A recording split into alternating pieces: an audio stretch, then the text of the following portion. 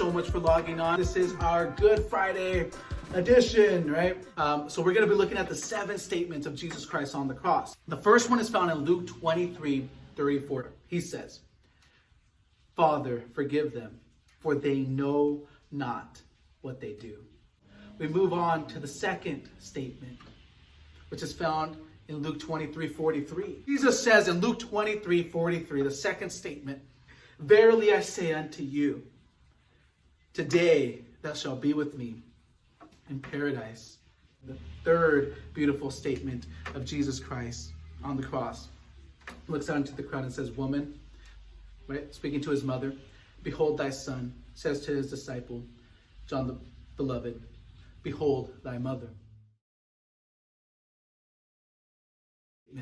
And the fourth statement, Matthew 27:46. You could also find this in Mark 15:34.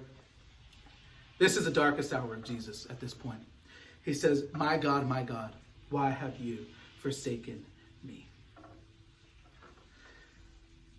In Hebrew tradition, you would know that for you to have God forsake you is for God to have turned his face from you because of the sin. He's done this in the Old Testament several times, and he says, he will turn his face, or he has forsaken Israel. And the reason why he does it is because sin has run rampant, and God is a perfect God. He's a holy God, which means that he is set apart, which means sin does not touch him. And for the sin to have amounted to this point, God says, I cannot look anymore. I cannot turn a blind eye to it.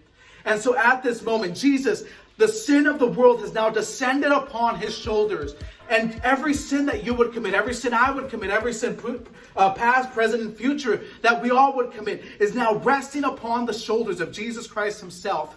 And God is saying, I cannot look, son, I'm sorry, I cannot look at this sin anymore. And for the first time in all of history, church, God the Father and Jesus the Son have been separated, and he did it for you, never knowing separation from God his Father, and yet he did it for you. And so he looks up at God and says, God, why? Jesus, you knew exactly what was going to happen. You knew what you got yourself into, but I love that he's human. And he says, why? Because that reminds me that, hey, when things happen, isn't that what we ask God? Why? God, why? But look at what he's proclaiming, though. In the first part, he says, my God, in his darkest hour, in his moment of need, in his moment of separation, in the moment that God has forsaken him, he never stops. Jesus is saying, you never stop being my God. Even though I have questions in my mind, even though in my heart it yearns and it's asking for God, why is this happening? Yet you never stop being my God. Yet you never stop being my God. And so I ask you, in your moment of desperation, in your moment of need, in your moment of great uncertainty, can you still call him your God? Can you still say, my God, why? Why, God, why?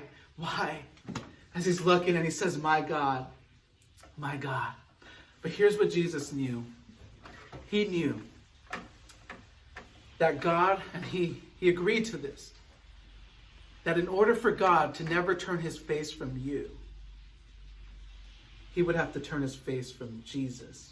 So Jesus is trading places with us in that moment so that God would never have to turn his face from you, so that God would never have to forsake you, because God is life, right? We know that he is the giver of life. He is the author of life, and we've never had that separation. That's actually what hell is to be separated from God, or in essence, to be separated from life. And so Jesus is saying, I never want you to experience that. And so I will separate myself from God if that's what it takes for you to never feel that pain.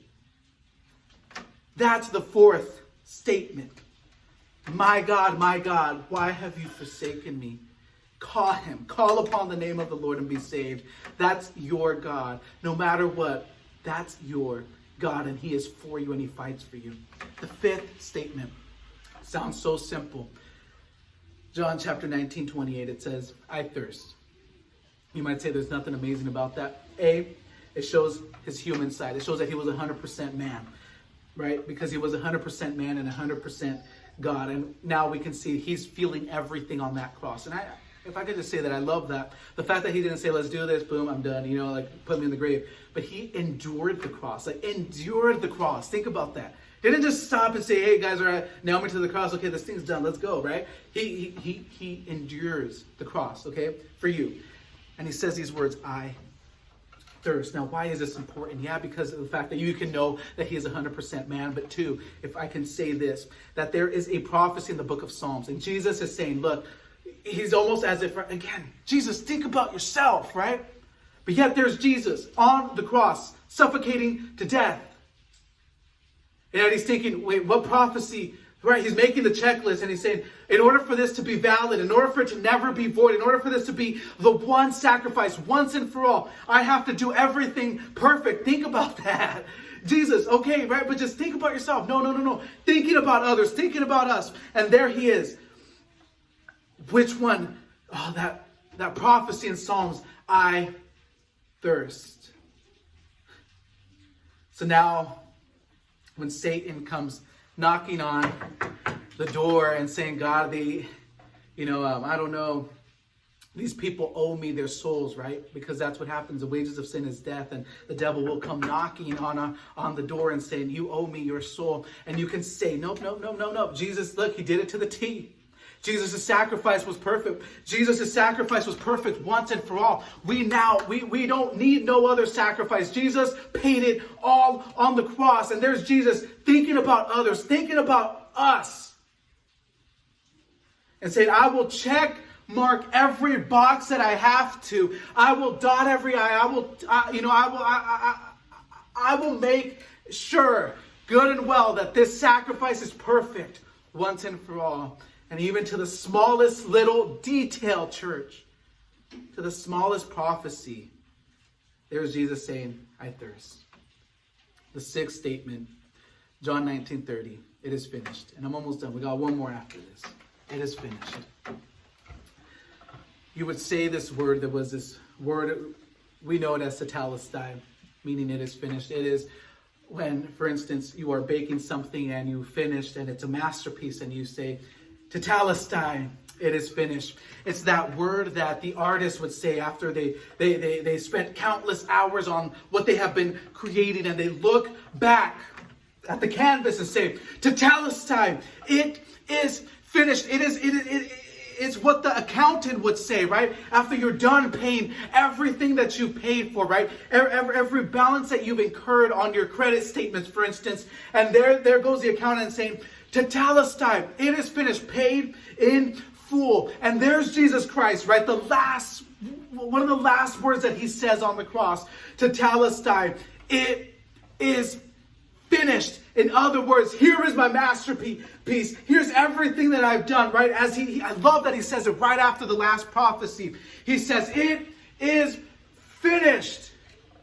Yelling it from the mountaintops, yelling it from Golgotha, the mountain of the skull. It is finished. Just in case the devil ever came against you and said, you know what, this sin was never paid for. Now you can say, it is finished. Go ahead and try to come for me, Satan. Right? Go ahead, problems and circumstances, try to amount and come against me. It is finished. It has been paid in full. And so now we can be free. Now sin has no control over us, because now the power of Jesus Christ and the sacrifice that he's done on the cross has paid the price once and for all. And so the shackles can be removed and the chains can be lifted off of us. And now we can say, and we can also proclaim, tetelestai, it is finished. As Jesus yells it from the cross, with his suffocating breaths, tetelestai, it is finished. It is finished. The masterpiece has been completed. The bill has been paid. And lastly, the seventh statement.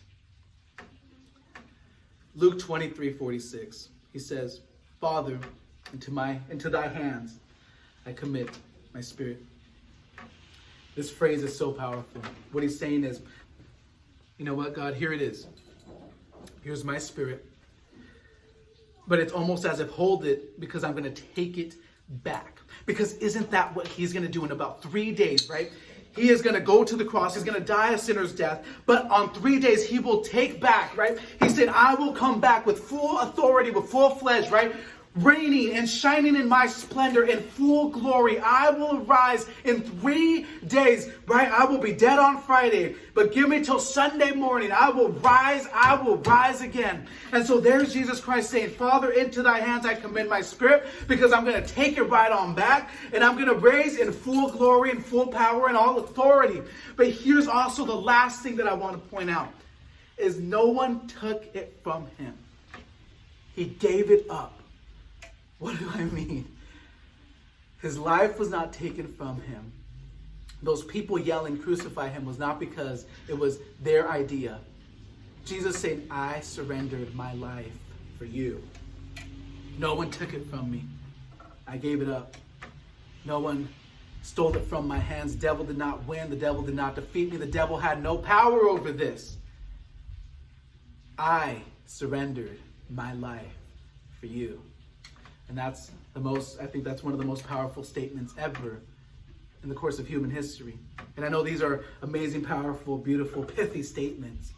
But think about that fact that he's saying, I surrendered it all for you. Church, I love you. Pray that you have a great Good Friday. May you be safe out there, and God bless.